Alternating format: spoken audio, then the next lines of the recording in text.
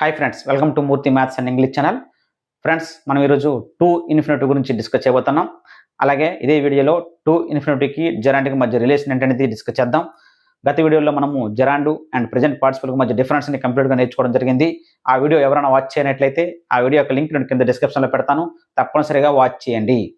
Friends, ఈ వీడియోలన్నీ కూడా డిఎస్సి టెట్ వరకు కూడా చాలా ఉపయోగకరము. ఎందుకంటే వాళ్ళకి పార్ట్స్ ఆఫ్ స్పీచ్ అనే టాపిక్ ఉంది. అలాగే మిగతా కాంపిటేటివ్ ఎగ్జామ్స్ వరకు అందరికీ కూడా ఈ వీడియోలన్నీ చాలా యూజ్ఫుల్. కాబట్టి ప్రతి ఒక్కరు కూడా చివరి వరకు స్కిప్ చేయకుండా వాచ్ చేయండి. చూసిన ప్రతి ఒక్కరు కూడా లైక్ చేయండి, మీ ఫ్రెండ్స్కి షేర్ చేయండి. ఫ్రెండ్స్, మనం ఆల్రెడీ నాన్ ఫైనైట్ వెర్బ్కి సంబంధించి 3 టైప్స్ చెప్పాము. జెరాండు, అలాగే పార్టిసిపుల్స్, అలాగే ఇన్ఫినిటివ్స్ అని. ఆ ఇన్ఫినిటివ్స్ 2 రకాలని చెప్పుకోవడం జరిగింది. టూ ఇన్ఫినిటివ్, ఇంకోటి అంటే బేర్ ఇన్ఫినిటివ్. ఓకేనా? సో ఇప్పుడు మనము ముందుగా టూ ఇన్ఫినిటివ్ గురించి డిస్కస్ చేద్దాం. ఆ తర్వాత జెరాండ్కి దానికి ఉన్న రిలేషన్ ఏంటనేది చూద్దాం. ఫ్రెండ్స్, ఇక్కడ టూ ఇన్ఫినిటివ్ అంటే ఇక్కడ మనకి దాని యొక్క వెర్బ్ ఫామ్, దాని యొక్క ఫామ్ ఏంటంటే 2 + V1. 2 + వెర్బ్ 1 అనే ఫామ్లో ఉంటుంది. 2 + V1. To go, to play, to come, to see, ఆ విధంగా 2 + వెర్బ్ 1 అనేది టూ ఇన్ఫినిటివ్ యొక్క ఫామ్ అనమాట. ఇక్కడ టూ ఇన్ఫినిటివ్ అనేది ఒక సెంటెన్స్లో ఏ విధంగా ఫంక్షన్ చేస్తుంది, ఏ విధంగా పనిచేస్తుంది అంటే సబ్జెక్ట్గా పనిచేస్తుంది, ఆబ్జెక్ట్గా పనిచేస్తుంది, సబ్జెక్ట్ కాంప్లిమెంట్గా కూడా పనిచేస్తుంది. ఓకేనా? సబ్జెక్ట్గా, ఆబ్జెక్ట్గా అండ్ సబ్జెక్ట్ కాంప్లిమెంట్గా పనిచేస్తుంది. అలాగే యాడ్జెక్టివ్గా పనిచేస్తుంది, యాడ్వర్బ్గా పనిచేస్తుంది. ఇక్కడ యాడ్జెక్టివ్నే యాడ్జెక్టివల్ ఇన్ఫినిటివ్ అని, యాడ్వర్బ్నే యాడ్వర్బియల్ ఇన్ఫినిటివ్ అని పిలుస్తారు దాన్ని. ఓకేనా? ఈ విధంగా మనకి 5 రకాలుగా పనిచేస్తారు సెంటెన్స్లో. ఎక్కడ అబ్జర్వ్ చేయండి, సబ్జెక్ట్, ఆబ్జెక్ట్, సబ్జెక్ట్ కాంప్లిమెంట్, ఈ 3 అబ్జర్వ్ చేసినట్లయితే మనం ఆల్రెడీ దాన్ని జెరాండ్ కూడా నేర్చుకున్నాం. జెరాండ్ కూడా సబ్జెక్ట్గా పనిచేస్తుంది, ఆబ్జెక్ట్గా పనిచేస్తుంది, సబ్జెక్ట్ కాంప్లిమెంట్గా కూడా పనిచేస్తుందని చెప్పుకోవడం జరిగింది. కాకపోతే దాని యొక్క ఫామ్ ఏంటి, వెర్బ్ 1కి ఐఎన్జీ ఫామ్, అంటే గోయింగ్, ప్లేయింగ్, ఆ విధంగా. ఇక్కడ మాత్రం 2 + V1. ఓకేనా? నెక్స్ట్ ఇంకా అవే కాకుండా ఇంకా ఎక్స్ట్రా దేనికి పనిచేస్తుంది, యాడ్జెక్టివ్గా పనిచేస్తుంది, యాడ్వర్బ్గా పనిచేస్తుంది.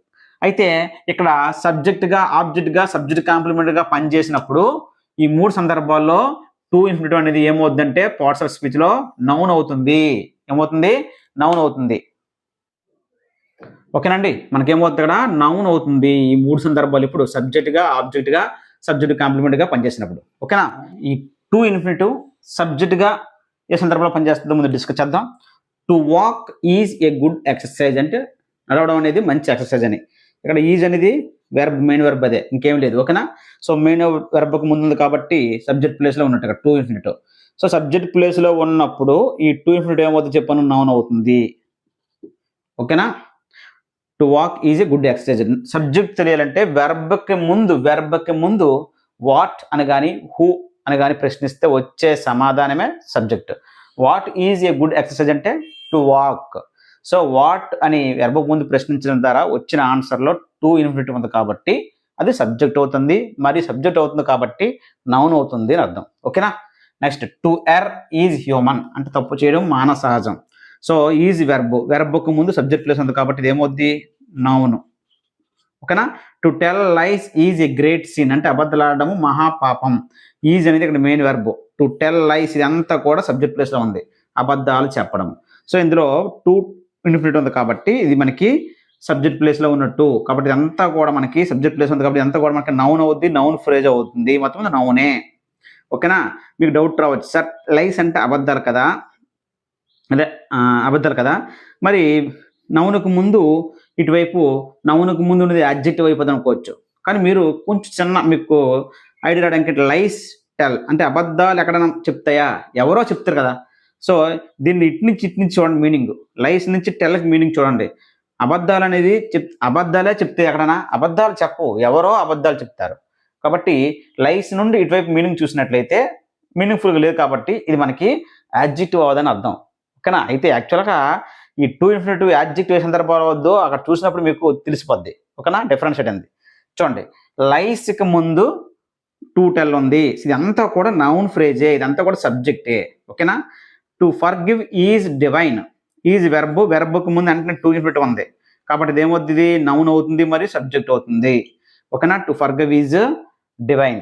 నెక్స్ట్ అండి, ఆబ్జెక్ట్ ఏ సందర్భంలో పనిచేస్తుంది చూద్దాం. He wants to go, he subject, wants అని వెర్బ్.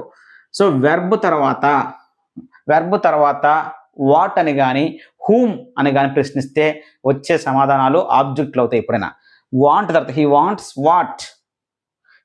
వాట్ అని ప్రశ్నించుకోండి. ప్రశ్నిస్తే వచ్చే ఆన్సర్ ఏమవుతుంది? టు గో, అతనికి వెళ్ళిపోవాలని ఉందన్నమాట. సో అతనికి ఏం కావాలి? హీ వాంట్స్ వాట్ అని అంటే టు గో. సో ఆబ్జెక్ట్ ప్లేస్లో ఆన్సర్ వచ్చింది కాబట్టి ఇది మనకి ఆబ్జెక్ట్ అవుతుంది మరియు నౌన్ అవుతుంది. ఓకేనా? సబ్జెక్ట్గా పనిచేసినప్పుడు, ఆబ్జెక్ట్గా పనిచేసినప్పుడు, సబ్జెక్ట్ కాంప్లిమెంట్గా పనిచేసినప్పుడు ఇది నౌన్ అవుతుంది పార్ట్స్ ఆఫ్ స్పీచ్ సంబంధించి. ఓకేనా? Next he wants to sing అని ఉందనుకోండి, he wants to dance, he wants to swim. అతనికి ఏం కావాలంటే హీ వాంట్స్ వాట్ అంటే to swim, to dance, to eat, అవన్నీ కూడా ఆబ్జెక్ట్ ప్లేస్లో ఉంటాయి మరియు నౌన్స్ అవుతాయి. ఓకేనా? Next I like to play cards.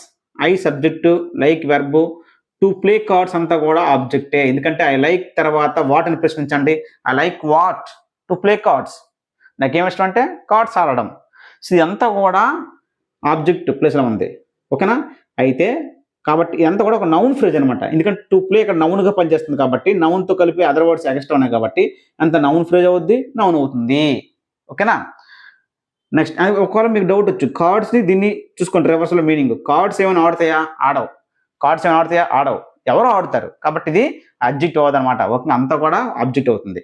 Next she likes to play, she likes to play, she likes to sing, she likes to sing subject verb. She likes what to sing, she likes what to sing అంటే object place వచ్చింది కాబట్టి ఇది object అవుతుంది మరియు noun అవుతుంది. Parts of స్పీచ్లో మనకి ఇది ఏమవుతుందని అడగవచ్చు. ఓకేనా? ఈ విధంగా మనము సబ్జెక్ట్ గురించి చెప్పుకున్నాం, ఆబ్జెక్ట్ గురించి చెప్పుకున్నాం. నెక్స్ట్ సబ్జెక్ట్ కాంప్లిమెంట్గా ఇప్పుడు పనిచేస్తుంది. సబ్జెక్ట్ కాంప్లిమెంట్ అంటే ఏం లేదండి, రీనేమ్ ఆఫ్ ది సబ్జెక్ట్. అంటే ఆ కాంప్లిమెంట్ సబ్జెక్టు ఒకటే అని అర్థం. సబ్జెక్ట్ కాంప్లిమెంటే ఇక్కడ ఎక్కువగా linking verbs, be form verbs, linking verbs వస్తాయి, తర్వాత చెప్తానవి వాటి తర్వాత ఉంటాయన్నమాట. ఇది కాంప్లిమెంట్ అనేది. My dream is to become a doctor. Is అనేది లింకింగ్ వెర్బ్ లేదా మెయిన్ వెర్బ్. ఇక్కడ my dream is, my dream, అతని డ్రీమ్ ఏంటి, నా డ్రీమ్ ఏంటి, to become a doctor. So ఈ రెండు ఒకటే, రీనేమ్ ఆఫ్ ది సబ్జెక్ట్ అంటాం, సబ్జెక్ట్ కాంప్లిమెంట్. ఇదంతా ఒకటే, ఇదంతా కూడా మై డ్రీమ్కి సంబంధించిందే. ఓకేనా? My dream is to become a doctor కాబట్టి ఇదంతా కూడా నౌన్ అవుతుంది, మరి సబ్జెక్ట్ కాంప్లిమెంట్ అవుతుంది, నౌన్ ఫ్రేజ్ అవుతుంది. టు బికమ్ అనేది ఇక్కడ, టు బికమ్ అనేది మనకి ఇక్కడ సబ్జెక్ట్ కాంప్లిమెంట్లో ఉంది మరియు అది నౌన్ అవుతుంది. టు బికమ్ ఏ డాక్టర్ అంతా కూడా నౌన్ అవుతుంది, నౌన్ ఫ్రేజ్ అవుతుంది. ఓకేనా? His ambition is to fly, his ambition is to fly. His ambition ఏంటి? ఈజ్ అనేది లింకింగ్ వెర్బ్ మధ్యలో ఉంది, బీఫామ్ వెర్బ్ సింగిల్గా, అదే మెయిన్ వెర్బ్. అంబిషన్ ఏంటి? To fly. ఈ రెండు ఒకటే కాబట్టి ఇది సబ్జెక్ట్ కాంప్లిమెంటు కాబట్టి ఇది నౌన్ అవుతుంది. Next my greatest pleasure is to sing, my greatest pleasure is to sing. My greatest pleasure ఏంటి? టు సింగ్, పాడడం అంటే చాలా చాలా ఆనందం అని అంటాం. ఈజ్ అనేది ఇక్కడ మెయిన్ వెర్బ్. సో ఇదంతా కూడా సబ్జెక్టే, ఈ సబ్జెక్ట్కే ఇది ఈక్వల్ అనమాట. ఓకేనా? My greatest pleasure is to sing అంటే టు సింగ్, అతని గ్రేటెస్ట్ ప్లెజర్ రెండు ఒకటే అని అర్థం. సో ఈ విధంగా సబ్జెక్ట్ కాంప్లిమెంట్ ప్లేస్లో ఉన్న, ఆబ్జెక్ట్ ప్లేస్లో ఉన్న, సబ్జెక్ట్ ప్లేస్లో ఉన్న అది ఏ పార్ట్స్ ఆఫ్ స్పీచ్గా పనిచేస్తుంది అంటే నౌన్గా పనిచేస్తుంది టు ఇన్ఫినిటివ్. ఇప్పుడు యాడ్జెక్టివ్ గురించి, యాడ్వర్బ్ గురించి డిస్కస్ చేద్దాం. ఓకేనా? నెక్స్ట్ ఇప్పుడు ఈ టు ఇన్ఫినిటివ్ ఎప్పుడు యాడ్జెక్టివ్గా పనిచేస్తుంది చూద్దాం ఫ్రెండ్స్. ఏంటంటే ముందు నౌన్ ఉంటుంది, నౌన్ తర్వాత టు ఇన్ఫినిటివ్ ఉంటుంది. నౌన్ నుండి నౌన్ తర్వాత టు ఇన్ఫినిటివ్ ఉంటే అప్పుడు ఇది యాడ్జెక్టివ్గా పనిచేస్తుంది. యాక్చువల్గా మనకి నౌన్ చివరి నుండి దాని ముందు యాడ్జెక్టివ్ ఉంటుంది, నౌన్ చివరి నుండి దాని ముందున్నది యాడ్జెక్టివ్ అవుద్ది. నౌన్ డిఫైన్ చేసేదని చెప్తాం, నౌన్ డిస్క్రైబ్ చేసేదని చెప్తాం కదా. కానీ ఇక్కడ ఏంటంటే రివర్స్ అనమాట. నౌన్ ముందు నుండి తర్వాత టు ఇన్ఫినిటివ్ ఉందంటే అది యాడ్జెక్టివ్గా పనిచేస్తుంది. ఓకేనా? అందుకే మీకు ఇందాక చెప్పాను టు ప్లే కార్డ్స్ అని. మీకు డౌట్ వస్తుంది, ఇక్కడ ఏంటంటే టు ఇన్ఫినిటివ్ ముందు ఉంది, నౌన్ తర్వాత ఉంది. సో ఈ స్ట్రక్చర్ లేదు కాబట్టి ఇది ఇన్ఫినిటివ్ అవ్వడానికి లేదు, యాడ్జెక్టివ్ అవ్వడానికి లేదు. అసలు యాడ్జెక్టివ్ అవ్వాలంటే టు ఇన్ఫినిటివ్ ముందు నౌన్ వస్తుంది, ఇక్కడ తర్వాత నౌన్ ఉంది. ఓకేనా? కాబట్టి నో కన్ఫ్యూజన్ అనమాట, యాడ్జెక్టివ్ అక్కడ అవ్వదు. సో ఇక్కడ నౌన్ ముందు ఉండాలి, తర్వాత టు ఇన్ఫినిటివ్ రావాలి, అప్పుడు టు ఇన్ఫినిటివ్ అనేది యాడ్జెక్టివ్ అవుతుంది. చూడండి, my son likes milk to drink, my son likes milk. ఇక్కడ నౌన్ ఉంది చూడండి, నౌన్ తర్వాత టు ఇన్ఫినిటివ్ ఉంది కాబట్టి ఇది ఏమవుతుంది? యాడ్జెక్టివ్ అవుతుంది. My son likes milk to drink అన్నమాట, తాగడం కోసం, అంటే త్రాగడానికి ఎక్కువగా మిల్క్ని ఇష్టపడతాడండి సన్ను. My son likes milk to drink. So noun తర్వాత వెంటనే యాడ్జెక్టివ్ వస్తే ఆ యాడ్జెక్టివ్ నౌన్ తర్వాత వెంటనే టూ ప్లస్ ఇన్ఫినిటివ్ వస్తే అది యాడ్జెక్టివ్గా పనిచేస్తుంది. ఓకేనా. Next he has no money to buy. He has no money to buy, కొనడానికి అతని దగ్గర డబ్బులు లేవని. ఇక్కడ చూడండి మనీ అనేది, నో మనీ అనేది నౌను, నౌన్ తర్వాత టూ ఇన్ఫినిటివ్ ఉంది కాబట్టి ఇది ఏమవుతుంది, యాడ్జెక్టివ్ అవుతుంది. I have a bike to sell. A bike అనేది నౌను, నౌన్ తర్వాత టూ ఇన్ఫినిటివ్ ఉంది కాబట్టి ఏమవుతుంది, యాడ్జెక్టివ్ అవుతుంది. I have a bike to సెల్లో బైక్ అనేది నౌను, తర్వాత టూ ఇన్ఫినిటివ్ అవుతుంది, యాడ్జెక్టివ్. ఒక విధంగా నౌన్ ఉండి నౌన్ తర్వాత వెంటనే టూ ఇన్ఫినిటివ్ ఉంటే అప్పుడు టూ ఇన్ఫినిటివ్ అనేది ఎలా పనిచేస్తుందంటే యాడ్జెక్టివ్గా పనిచేస్తుంది. Next adverb. యాడ్వర్బ్ యాడ్జెక్టివ్ ముందు ఉంటుంది, తర్వాత టూ ఇన్ఫినిటివ్ ఉంటుంది. అంటే యాడ్జెక్టివ్ని డిస్క్రైబ్ చేస్తుంది అనమాట టూ ఇన్ఫినిటివ్. సో ఇక్కడ కూడా నౌన్ని డిస్క్రైబ్ చేస్తుంది, కాకపోతే నౌన్ ముందు ఉంటుంది, టూ ఇన్ఫినిటివ్ తర్వాత ఉంటుంది. సేమ్ అలాగే యాడ్జెక్టివ్ని ఇక్కడ డిస్క్రైబ్ చేస్తుంది, కాకపోతే యాడ్జెక్టివ్ కూడా ముందే ఉంటుంది, టూ ఇన్ఫినిటివ్ తర్వాత ఉంటుంది. ఈ సందర్భంలో ఇది యాడ్వర్బ్గా పనిచేస్తుంది. యాక్చువల్గా మనకి యాడ్వర్బ్ ఏంటి, వెర్బ్ని మోడిఫై చేస్తుంది, అలాగే యాడ్జెక్టివ్ని మోడిఫై చేస్తుంది, మరో యాడ్వర్బ్ కూడా మోడిఫై చేస్తుంది యాడ్వర్బ్. సో యాడ్జెక్టివ్ని మోడిఫై చేసేది యాడ్వర్బే, కానీ ఆర్డర్ ప్రకారంగా ముందు యాడ్జెక్టివ్ ఉంటుంది, తర్వాత టూ ఇన్ఫినిటివ్ ఉంటుంది, అప్పుడు టూ ఇన్ఫినిటివ్ అనేది యాడ్వర్బ్ అవుతుంది. నెక్స్ట్ నౌన్ని డిస్క్రైబ్ చేసేది యాడ్జెక్టివే, కాకపోతే నౌన్స్ ఎవరుండి ముందు యాడ్జెక్టివ్ ఉంటుంది, కానీ దానికి రివర్స్లో నౌన్ ముందుండి తర్వాత టూ ఇన్ఫినిటివ్ ఉన్నప్పుడు అది యాడ్జెక్టివ్ అవుతుంది. ఓకేనా. రివర్స్గా చూడండి. చూడండి, it is difficult to solve this some. It is difficult, difficult అనేది యాడ్జెక్టివ్. ఓకేనా, స్థితిని తెలియజేస్తుంది, కష్టమని. ఈ యాడ్జెక్టివ్ తర్వాత వెంటనే ఏముంది, టూ ఇన్ఫినిటివ్, అప్పుడు ఇదేమవుతుంది, యాడ్వర్బ్ అవుతుంది. సో పార్ట్స్ ఆఫ్ స్పీచ్లో ఇది ఏమవుతుంది అంటే యాడ్వర్బ్ అవుతుంది. ఓకేనా. The girls were anxious to learn. The girls were anxious to learn. ఇక్కడ చూడండి, యాంగ్జియస్ అనేది ఇక్కడ యాడ్జెక్టివ్, యాడ్జెక్టివ్ తర్వాత వెంటనే టూ ఇన్ఫినిటివ్ ఏమవుతుంది, యాడ్వర్బ్. ఓకేనండి. Next is unable to attend the class. Is unable అంటే అతని యొక్క స్థితిని తెలుస్తుంది, గర్ల్స్ యొక్క స్థితిని, గర్ల్స్ యొక్క పొజిషన్ చెప్తుంది ఇక్కడ యాడ్జెక్టివ్ ఇది, యాంగ్జియస్ అనేది. అంటే షీ ఈజ్ బ్యూటిఫుల్ అంట కదా, అలాగే బ్యూటిఫుల్ ప్లేస్లో ఉంది, యాంగ్జియస్ ఉంది, దాని తర్వాత టూ ఇన్ఫినిటివ్ ఉంది కాబట్టి యాడ్జెక్టివ్ తర్వాత ఉంది కాబట్టి యాడ్వర్బ్. ఇక్కడ unable, is unable to attend the class. ఓకేనా, అందుబాటులో లేదని. ఇక్కడ ఇది యాడ్జెక్టివ్ అనేబుల్ అనేది, దీని తర్వాత టూ ఇన్ఫినిటివ్ ఉంది కాబట్టి ఏమవుతుంది, ఇక్కడ యాడ్వర్బ్ అవుతుంది. ఓకేనా. She is too ill to do any work. Too ill, ఇక్కడ చూడండి ఇల్, ఇల్ అనేది యాడ్జెక్టివ్, యాడ్జెక్టివ్ తర్వాత టూ ఇన్ఫినిటివ్ ఉంది కాబట్టి ఇది ఏమవుతుంది, యాడ్వర్బ్. ఓకేనా. ఓకేనా. ఇక్కడ ఇల్ అనేది యాడ్జెక్టివ్, టు డూ అంటే యాడ్జెక్టివ్ తర్వాత యాడ్వర్బ్ ఉంది. సో ఇల్ అంటే యాడ్జెక్టివ్, ఆమె యొక్క స్థితిని చెప్పింది అనమాట, అనారోగ్యంతో ఉన్నాడని. So she is too ill to do any work అంటే అతను ఏ పని చేయాలంత అనారోగ్యంతో ఉన్నాడని అర్థం. ఓకేనా. ఇక్కడ చూడండి, is unable to attend the class అంటే అతను ఆ క్లాస్కి హాజరు కాలేకపోతున్నాడని. సో అతని యొక్క స్థితి చెప్పింది కదా, అనేబుల్ అనేది యాడ్జెక్టివ్. సో యాడ్జెక్టివ్ క్లాస్ మీకు వస్తే యాడ్జెక్టివ్ తర్వాత వెంటనే టూ ఇన్ఫినిటివ్ ఉంటే అది యాడ్వర్బ్ అవుతుంది. సో ఇది యాడ్జెక్టివ్, ఇది యాడ్వర్బ్. నెక్స్ట్ అండి, ఇక్కడ చూడండి మరొక యూసేజ్ ఏంటంటే మనకి ఇక్కడ ఇది యాడ్వర్బ్ అనేది, he sold his bike to help her. He sold his bike, అతను తన బైక్ని అమ్మేశాడు. ఎందుకు, వై? అతను అమ్మేశాడు ఎందుకు, అక్కడ వై అని ప్రశ్నించండి. వై అని ప్రశ్నిస్తే అంటే పర్పస్ కానీ కారణం, రీజన్ కానీ మనకు ఆన్సర్ వస్తుంది. ఎందుకు అమ్మేశాడు, టు హెల్ప్ హెర్, ఆమెకు సహాయం చేయడానికి. అప్పుడు టు హెల్ప్ అనేది మనకి యాడ్వర్బ్గా పనిచేస్తుంది. మనకి యాడ్వర్బ్ క్లాసుల్లో కూడా వస్తాయి. వెర్బ్ తర్వాత వై అని ప్రశ్నిస్తే, హౌ అని ప్రశ్నిస్తే వచ్చే ఆన్సర్లు యాడ్వర్బ్ అవుతాయి.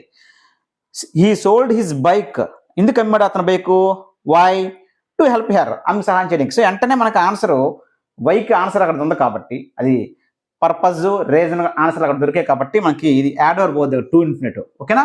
He goes to market to buy vegetables. He goes to market, ఎందుకు మార్కెట్కి వెళ్ళాడు, వై అని ప్రశ్నించండి. టు బై వెజిటేబుల్స్, ఇక్కడ టు బై అనేది యాడ్వర్బ్. ఓకేనా. We eat to live. We eat, మనం తింటాం దేనికి, వై, టు లివ్, బతకడానికి. సో వీ ఈట్ తర్వాత, ఈట్ అనేది ఇక్కడ ఈట్ తర్వాత వై అని ప్రశ్నిస్తేనే ఆన్సర్ వస్తుంది. అదే వీ ఈట్ రైస్ అని అనుకోండి, we eat what, rice. What అని ప్రశ్నిస్తే ఆన్సర్ రైస్ ఇచ్చింది, అది ఆబ్జెక్ట్ అవుద్ది, అది నౌన్ అవుద్ది. కానీ ఇక్కడ ఈట్ వై అని వస్తే వై అని ప్రశ్నిస్తేనే ఆన్సర్ వచ్చింది. ఎందుకు తింటాము? టు లివ్, బతకడానికి, జీవించడానికి తింటాం. సో ఈ విధంగా వెర్బ్ తర్వాత వై అని ప్రశ్నిస్తే వచ్చే ఆన్సర్ టు ఇన్ఫినిటివ్ అయ్యింది అంటే అది యాడ్వర్బ్ అవుతుంది. ఓకేనా, adverb. He came here to see me. He came here, అతను ఇక్కడికి వచ్చాడు. వై, ఎందుకు? టు సీ మీ, నన్ను చూడడానికి. సో టు సీ అనేది ఇక్కడ యాడ్వర్బ్. ఓకేనా, యాడ్వర్బ్. అంటే ఇక్కడ ట్రాన్సిటివ్ ఇంట్రాన్సిటివ్ వెర్బ్స్ మీకు చెప్పలేదు, తర్వాత చెప్తాను. ట్రాన్సిటివ్ వెర్బ్ అంటే ఆ వెర్బ్కి తప్పనిసరిగా ఆబ్జెక్ట్ అవసరం, ఆబ్జెక్ట్ ఉండాలి. ఇంట్రాన్సిటివ్ వెర్బ్ అంటే అది ఆబ్జెక్ట్ని కోరుకోదు, వాటికి ఆబ్జెక్ట్స్ ఉండవు అనమాట. ఓకేనా, అలాగా మనకి ఇక్కడ అంటే సో ఇక్కడ ఆ కాన్సెప్ట్ మీకు తెలియకపోయినా సరే ఒకటే లాజిక్ ఏంటంటే వెర్బ్ తర్వాత మీరు వై అని ప్రశ్నిస్తే వచ్చే ఆన్సర్ టు ఇన్ఫినిటివ్తో కానీ ఆన్సర్ వచ్చిందంటే అది యాడ్వర్బ్. ఓకేనా